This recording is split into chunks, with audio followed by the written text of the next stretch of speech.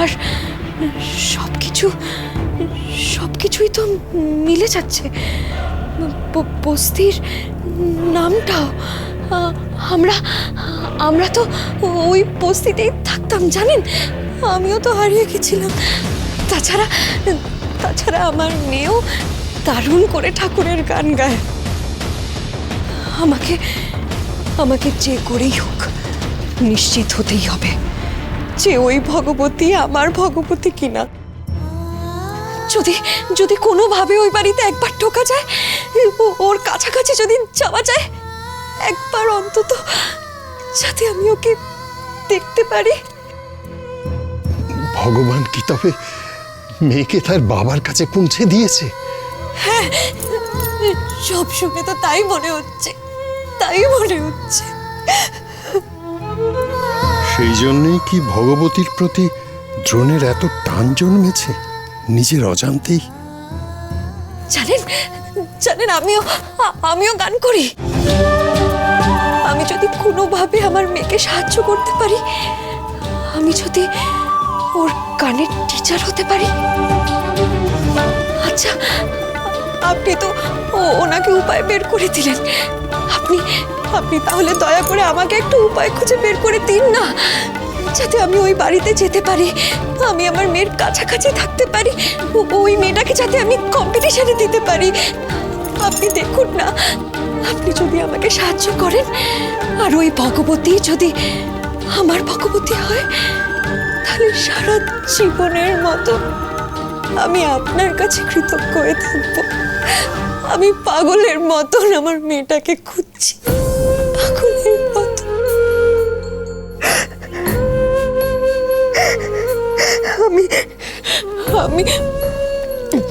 আমি নিজেও আমার অতীতটা জানতে চাইছিলাম। আপনি যে চিনি আমাকে ভাবছেন, সেই চিনি কি না আমি, সেটাও আমি জানি না। কিন্তু এখন বুঝতে পারছি সেই সব জেনে আর কাজ নেই। কেন এ কথা? উনি বিবাহিত আমি শুনেছি, কিন্তু মেয়েটা তো আমার। ওই মেয়ে ছাড়া আমার আর কেউ নেই। আপনি কোনো একটা উপায় বার করুন, যাতে আমি আমার মেয়ের গানের টিচার হয়ে যেতে পারি, আর ওরাও যাতে আমাকে কোনোভাবে চিনতে না পারে। দয়া করে একটা উপায় বার করুন। ভাগ্যের একই খেলা, কেন এমন খেলা তুমি খেলছো ঠাকুর? এদিক ওদিক কি দেখছো ভগবতী? খুব খিদে পেয়েছে না? স্বাভাবিক, সকাল থেকে তো পেটে কিছুই পড়েনি। এই একটু দাঁড়াও, এসা এক্ষুনি এনে দেবে। আমি তো সকালে দুধ খেয়েছি, আমারও তো খিদে পাইনি। তাছাড়া সকাল সকাল লুচি খেতে আমার একদম ভালো লাগে না। অন্য কিছু বানাতে পারতো তো। তোমার লুচি খেতে ভালো লাগে না? আমার তো খুব ভালো লাগে। তাছাড়া আমার খুব খিদেও পেয়েছে। আর অপেক্ষা করতে হবে না, এই নে ভগবতী, খাবার চলে এসেছে, খা।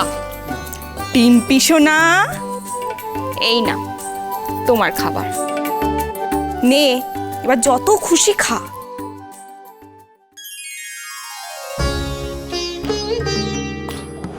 দেখছে দেখো, ওরে বাবারে বাবা, এত লুচি তরকারি, আবার মিষ্টি। আরো আছে, আগে এগুলো খা, তারপর নিয়ে আসবো।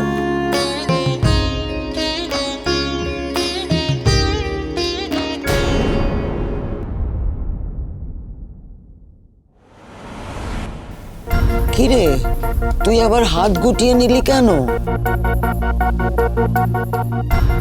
লুচি খেতে তো ভালোবাসিস বললি, কি হলো? হ্যাঁ, এই তো বলছিলে খুব খিদে পেয়েছে, কি হলো? আমি খাইয়ে দেবো?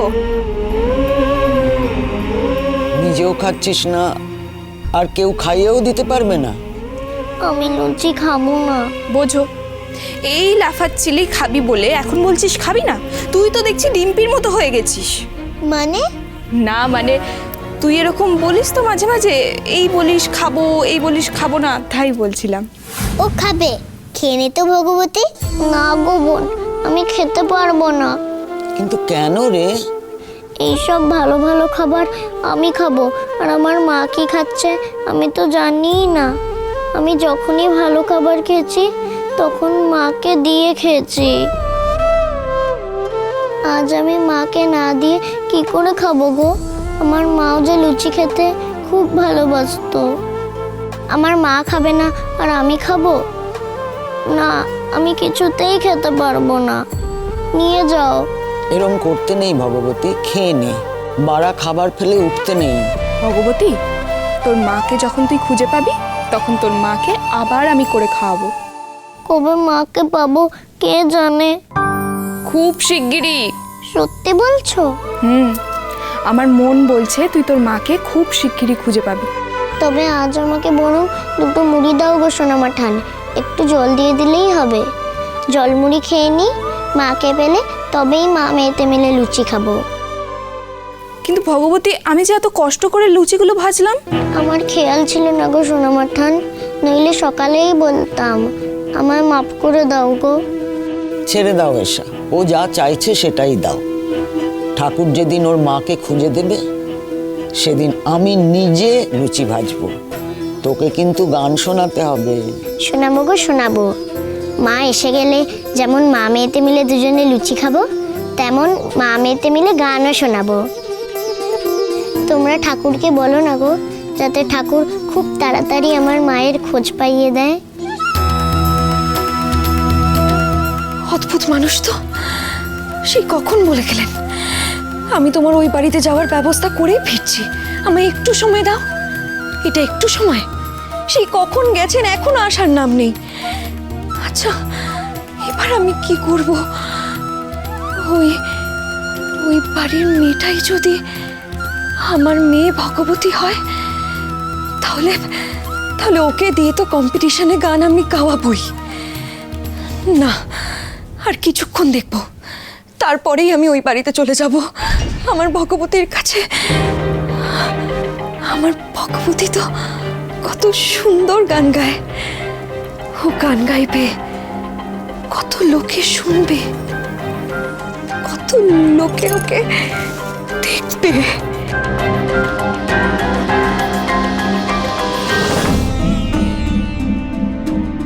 পেলেন উপায়? পেয়েছি তো। কি কি উপায় পেয়েছেন বলুন? সে উপায় এই যে এই ব্যাগে আছে। উপায় আবার ব্যাগে থাকে কি করে?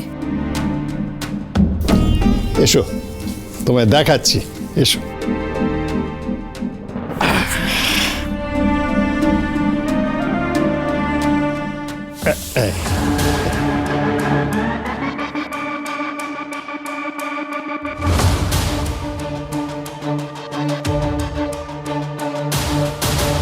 এসব কি হবে? আরে, এই তো তোমার ও বাড়িতে যাওয়ার উপায়। গানের টিচার হিসেবে তুমি চৌধুরী বাড়িতে যাবে।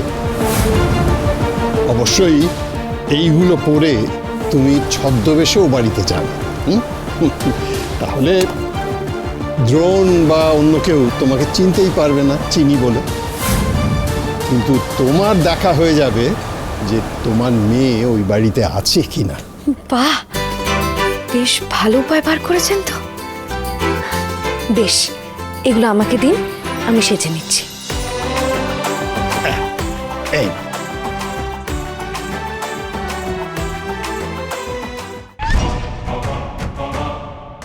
ও ঠাকুর, কেন এমন করছো বলো তো আমার সঙ্গে? আমি তো খুব মন দিয়ে তোমার গান গাই। গাই না বলো? মন দিয়ে তোমাকে কত ডাকছি মাকে পাইয়ে দেওয়ার জন্য। কেন মাকে খুঁজে দিচ্ছ না? কম্পিটিশনে আমার গান শুনে যেন আমার মা ছুটতে চলে আসে আমার কাছে। এইটুকু তো করো তুমি, কেন আমার কথা শুনছো না তুমি ঠাকুর?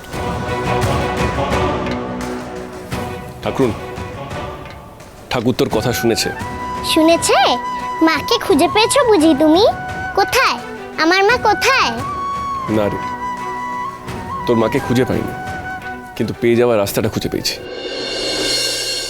একটা উপায় পেয়েছি, তোকে কম্পিটিশনে গাওয়ানোর।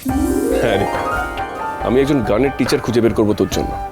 আর সে যদি রাজি হয় তাহলে সে তোর দায়িত্ব নিয়ে তোর গার্ডিয়ান হয়ে নাম দেবে তোর। উনি রাজি হলেই তুই কম্পিটিশনে নাম দিতে পারবি। সত্যি আমি গাইবো এই কম্পিটিশনে? তাহলে তো মা আমাকে টিভিতে দেখতেই পাবে, আর দেখলেই ছুটতে আসবে। ঠাকুর, তোমার কাছে নালিশ করছিলাম, তুমি যেন রাগ করো না। আমি তো জানতাম না যে তুমি তলে তলে মস্ত ডাক্তারবাবুকে এত ভালো রাস্তা পাইয়ে দিয়েছো। আমায় মাফ করে দিও তুমি ঠাকুর, ঠিক আছে? তা সেই গানের টিচার কখন আসবে গো? আমি ঠিক করলেই রাজি হবে বলো? হবে। কি আনন্দ, কি আনন্দ! আমি কম্পিটিশনে গান গাইবো, মা আমাকে দেখবে, আর আমাকে দেখেই আমার কাছে ঠাকুর, পড়ে যাবি। চলে আসবে। ঠাকুর, কি মজা, কি মজা! ঠাকুর পড়ে যাবি, দাঁড়া। ও মস্ত ডাক্তার বাবু, তুমি কি ভালো গো, ঠিক একটা উপায় খুঁজে বের করেছো।